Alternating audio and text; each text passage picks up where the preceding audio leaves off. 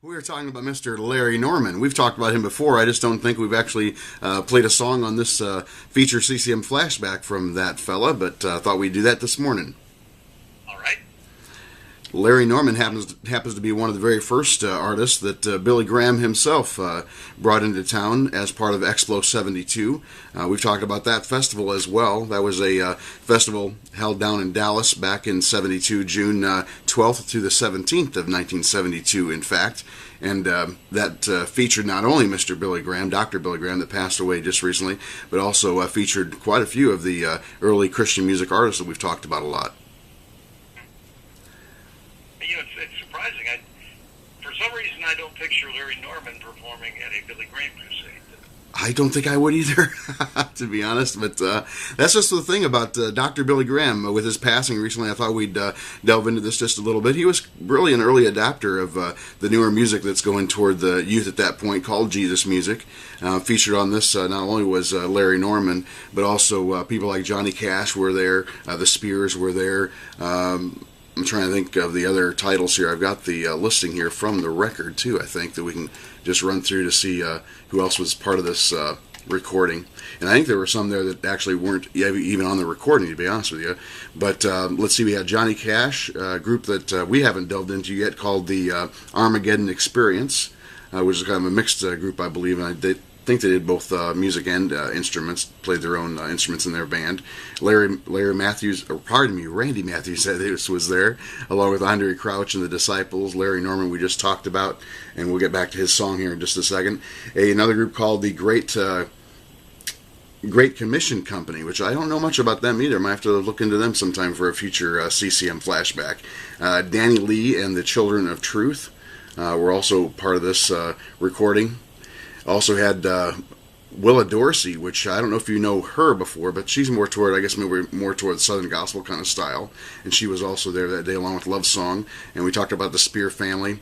And another group called Forerunners, which I believe was an early Christian group as far as Jesus music goes back in the 70s as well. It's interesting,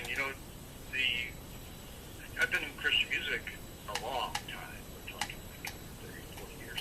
And you're bringing up names of people, of groups that I've never heard of before. And then when you highlight their music, I'm just kind of blown away that music was available back then. Yeah, a lot of it was independently produced and sometimes just sold out of somebody's car, to be honest with you. There were certainly labels like we talked about, Myrrh Records and a few others that were kind of just starting out at that point.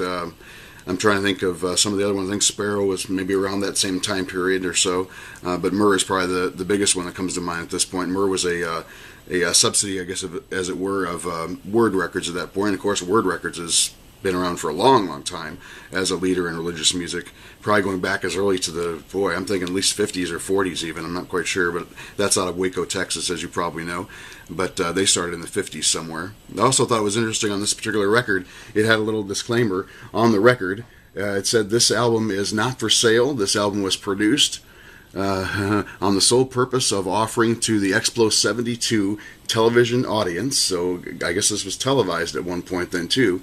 And I think there are little clips of it available on YouTube, by the way, if people want to look that way. But I don't know if the entire stuff is necessarily out there the way it was first presented in 1972. And it just talks about how this record was made just for a ministry purpose, and I don't believe it was even for sale. If it was, it does say the monies would have gone toward those respective artists and their respective ministries.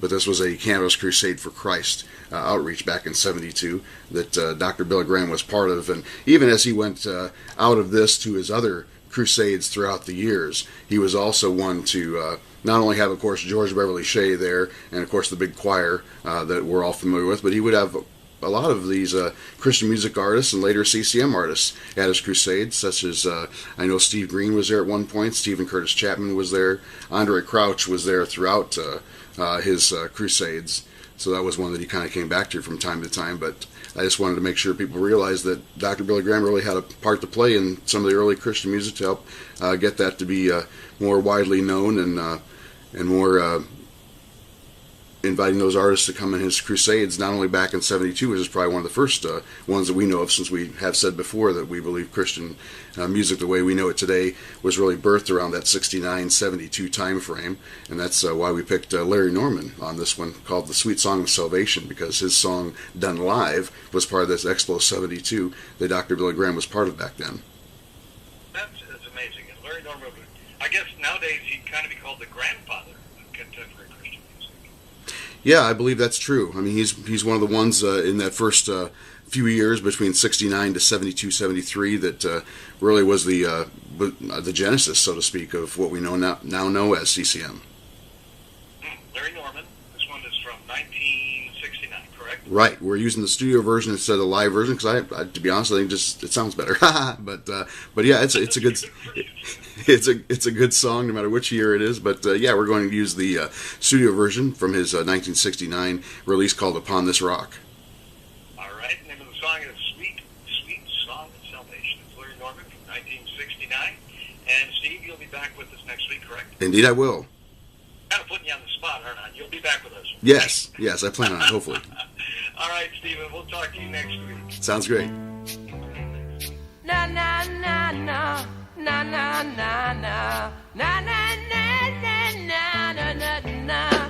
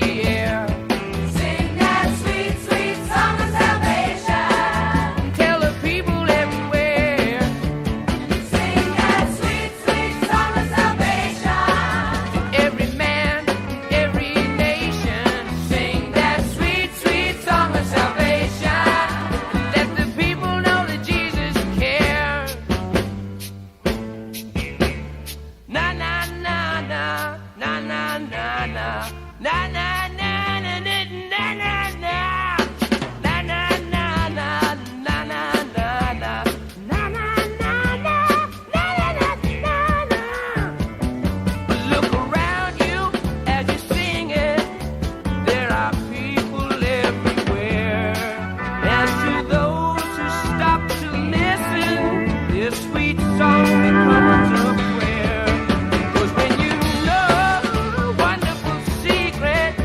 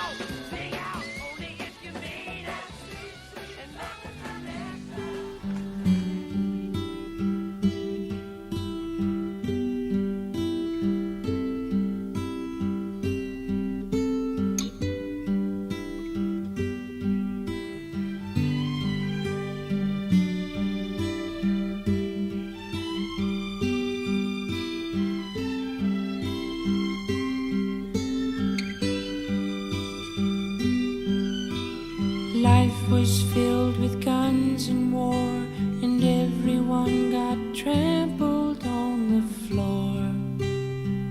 I wish we'd all been ready. Children died, the days grew cold. A piece of bread could buy a bag of gold. I wish we'd all been ready. There's no time to change your mind. The sun has come and you've been left behind.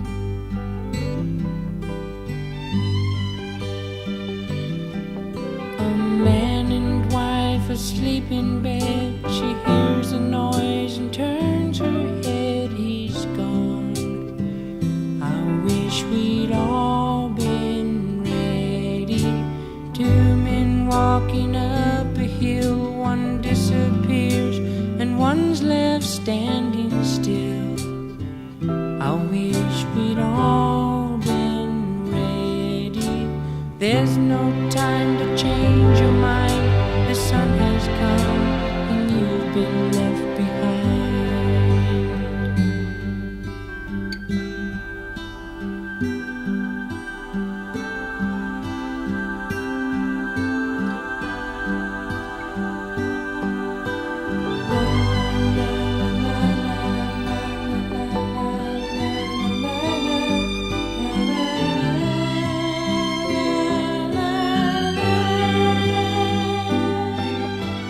Life was filled with guns and war, and everyone got trampled on the floor.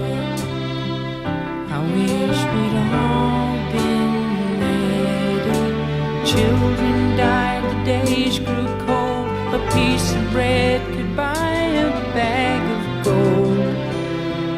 I wish we'd all been ready. There's no time to change your mind. How could you have been so blind? The Father spoke, the demons died. The sun has come and you've been left behind. You've been left behind. You've been left